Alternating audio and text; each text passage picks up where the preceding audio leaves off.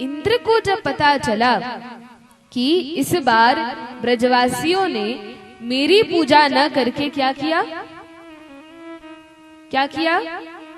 गोवर्धन भगवान की पूजा की, एक पर्वत की पूजा की, इंद्र को बड़ा क्रोध आया।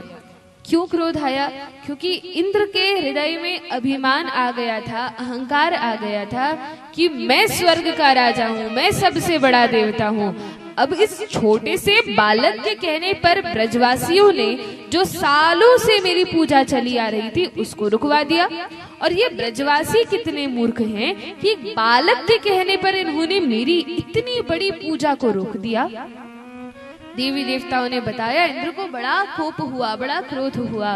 और तब इंद्र ने क्या किया, जो प्रलयंकारी बादल हैं, जो बादल वर्षा के समय बरसते हैं, और वह भी कौन सी वर्षा, कहा प्रलय के समय की वर्षा। जब प्रलय होती है और इतनी भयंकर बरसात होती है, वर्षा होती है, बारिश होती है कि सारा भूमंडल डूब जाता है, तभी तो संहार का कार्य होता है।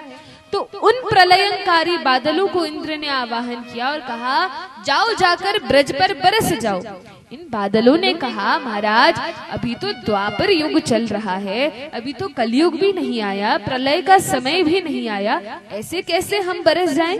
यह तो भगवान की जो व्यवस्था है वही डगमगा जाएगी। कहा, देखो मैं स्वर्ग का राजा हूँ, मैं जो कहूँगा वो तुम्हें करना पड़ेगा, मैं आदेश देता हूँ, जाओ जाकर बरस जाओ। तो जाके बरसो। बादल भी क्या करें, वे तो इंद्र के अधीन हैं, मान गए। और जैसे ही ब्रज मंडल के ऊपर आकर बरसने लगे तो सभी ब्रजवासी, देखिए ब्रजवासियों को पता है कि जब भी हम पर कोई संकट आए, कोई विपत्ति आए, तो किसकी शरण में जाना है, भगवान कृष्ण की शरण में जाना है। तो ये ब्रजवासी बड़े चतुर हैं, बड़े समझदार हैं, ये और किसी के पास सहायता मांगने जाते ही नहीं हैं। कुछ भी होता है सीधे कन्हैया की ओर दौड़ लगाते हैं। और जितने ग्वाल बाल हैं, मैया हैं, यहाँ तक कि गाय बछड़े हैं, सभी भागते भागते कृष्ण की ओर आते हैं।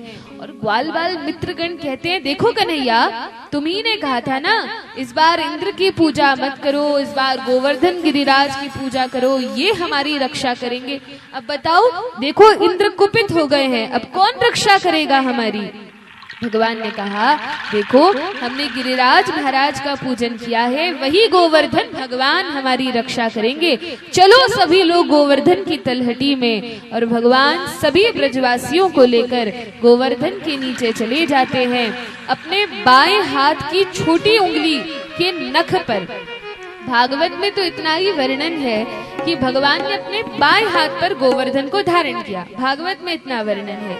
लेकिन क्योंकि ब्रजवासी जानते हैं कि क्या लीला वास्तव में हुई थी, छोटी छोटी बारीकियां, तो ये ब्रजवासी आचार्यगण भाव देते हैं कि भगवान ने अपने बाएं हाथ की सबसे छोटी उंगली के नख पर, छोटी उंगली भी बहुत बड़ी बात है, इसके नख पर, नाखून की नोक पर गोवर्धन पर्वत को धारण कर लिया। और कैसे धारण किया, तो कहा जैसे कोई छोटा बच्चा रुई का पहाड़ उठा ले, तो कोई बड़ी बात है, क्या उसको कोई वजन लगता है? कहा नहीं। इसी प्रकार से भगवान ने गिरिराज महाराज को नख पर धारण किया। बोलिए गोवर्धन गिरिराज महाराज की जय।